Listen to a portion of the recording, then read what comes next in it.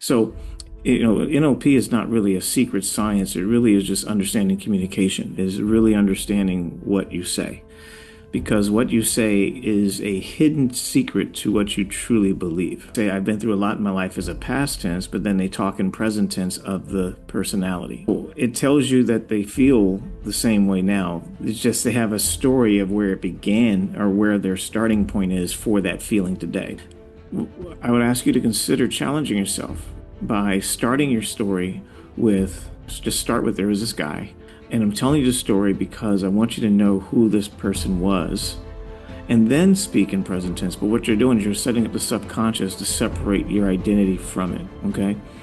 That muscle alone will change your energy because in some ways you still see a lot of guilt in what you said. Your story has a lot of shame to it, in some ways.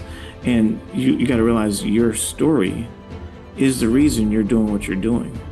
And you have to start realizing that what you're about to accomplish and what you're building is not for you.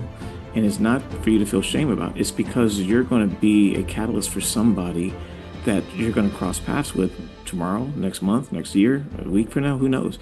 But you could be the one person that is going to change that person who's going to change the world. You have to get past that storyline because it isn't your identity anymore. You really aren't. I mean, it's like every cell in your body is different than it was 10 years ago and a year ago. The only thing that reminds you of that person is your memories. I focus on the subconscious more than anything because we don't focus on the subconscious enough. We focus on the conscious stuff because it's easier and it's quick gratification. We can see a change in the moment, but it's a temporal change because it's such a conscious change. The conscious only handles so much at one time, and we compartmentalize, and that makes it really comfortable for us to put it in a box and be able to say, okay, I'm working on this one thing, but that one thing is connected to all things. So if you even move this one thing by just 1 inch, it's going to shift all the other things too, and we're not paying attention. So my focus is to look at the whole thing, step away from it, like step above and see the whole thing and see that it's your observation of the whole thing that's going to make the change, not the one thing.